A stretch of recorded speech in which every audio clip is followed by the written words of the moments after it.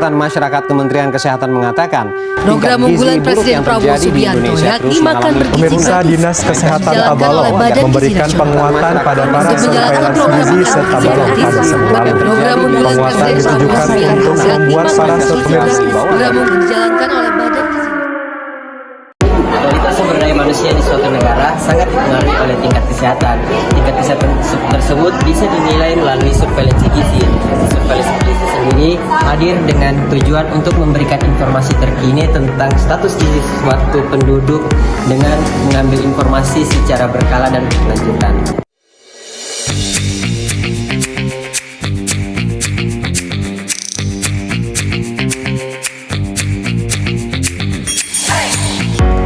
Assalamualaikum warahmatullahi wabarakatuh. Selamat siang semuanya. Perkenalkan, nama saya Muhammad Rusli sebagai moderator yang akan memimpin acara debat pada kali ini.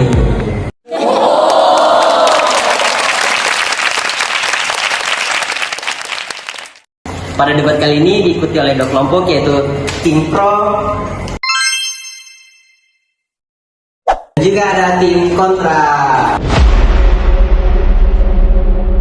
Baiklah, saya akan mempersilakan untuk tim pro menyampaikan argumennya.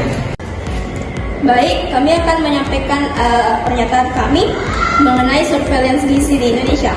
Kami sebagai tim pro meyakini bahwa surveillance gizi di Indonesia itu sangat penting untuk mengatasi permasalahan gizi yang ada.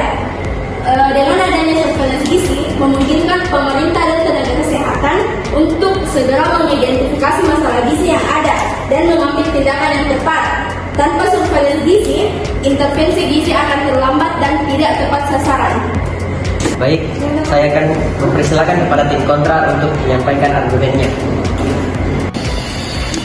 Baik, terima kasih. Jadi menurut saya itu surveillance gizi tidak selalu berjalan bagus karena banyak masalah baik secara teknis maupun pengolahannya.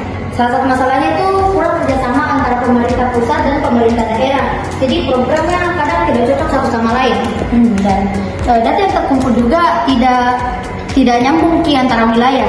Jadi susah dianalisis dengan cepat dan tepat. Ditambah lagi banyak petugas di lapangan yang tidak terlalu terlatih, anggaran juga kurang, dan tidak ada cara kerja yang sama di semua tempat.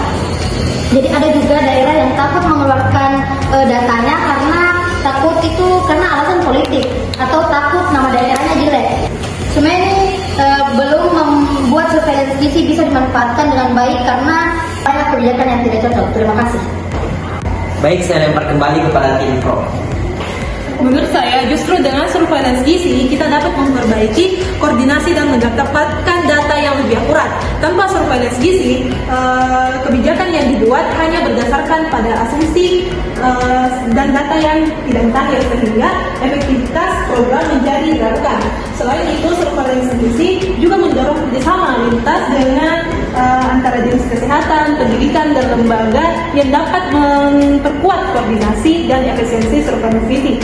Sebagai contoh, Kepala Dinas Kesehatan Kalimantan Selatan, Kalimantan Tengah, Suiti Samsul telah membuka pertemuan koordinasi pengelola program gizi tingkat provinsi Kalimantan Tengah guna menyelaraskan penerapan indikator pelayanan gizi dan KIA baik untuk pusat maupun daerah. Sehingga bila dilakukan penyusunan pedoman surveillance gizi dan KIA, di mana ini bisa menjadi langkah awal yang penting untuk meningkatkan koordinasi surveillance gizi baik untuk pemerintah pusat maupun daerah. Tapi biayanya itu sangat besar. Di tengah kondisi ekonomi yang sulit, dana pemerintah sebaiknya difokuskan ke hal yang lebih mendesak, seperti layanan kesehatan dasar, pendidikan, atau pemberian makanan langsung untuk kelompok rentan. Surveillance gizi butuh juga teknologi canggih, tenaga terlatih, dan fasilitas penunjang seperti laboratorium yang semuanya butuh biaya besar. Selain itu, kegiatan ini harus dilakukan terus-menerus, jadi butuh dana yang penting. Baik, saya kembalikan kepada tim pro. Baik, terima kasih. Jadi menurut saya surveillance gizi dapat mendeteksi masalah sejak dini dan melakukan intervensi yang tepat sasaran. Hal ini berkontribusi pada pencegahan masalah gizi yang pada akhirnya dapat menghemat biaya pelayanan kesehatan. Anak-anak di Indonesia dapat diminimalkan melalui data surveillance yang akurat dan strategi penanggulangan dengan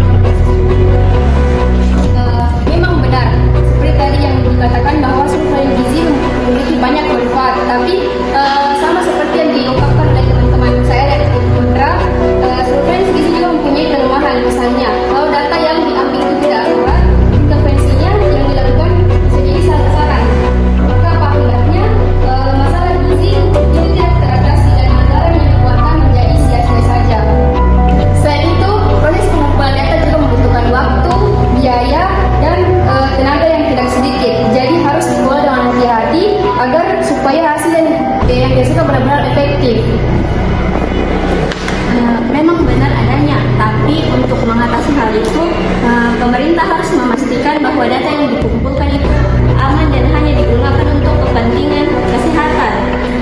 Transparansi dalam pengelolaan data juga perlu dijaga agar kepercayaan masyarakat terhadap program surveillance gizi itu tetap terpelihara.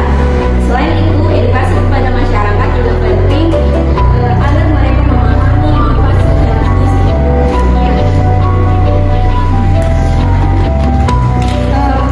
Menurut kami dari tim kontra, seperti yang kita tahu, meskipun surveillance gizi itu bertujuan untuk mengumpulkan data dan informasi mengenai gizi masyarakat, tetapi kenyataannya seringkali hanya berhenti pada pengumpulan data saja tanpa ada tindak lanjut dengan langkah-langkah yang dapat berdampak langsung bagi perbaikan status gizi masyarakat.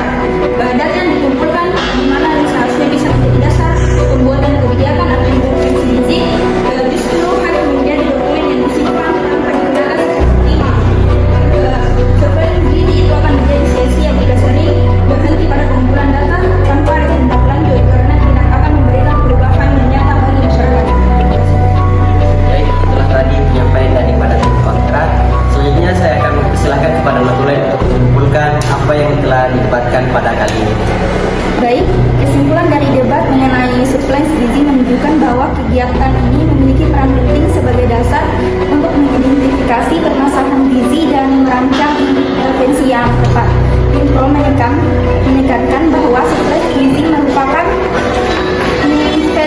investasi jangka panjang untuk kesehatan masyarakat, memungkinkan pengambilan kebijakan berbasis data yang akurat. Namun, tim kontra menggarisbawahi tantangan nyata seperti kekurangan koordinasi, mahalnya biaya, risiko privasi, dan minimnya tindak lanjut yang konkret.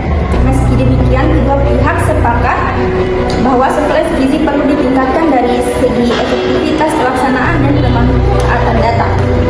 Dengan demikian, perbaikan sistem edukasi masyarakat serta penguatan komitmen pemerintah surveillance gizi dapat menjadi fondasi yang kuat untuk menciptakan kebijakan gizi yang lebih baik dan berkelanjutan.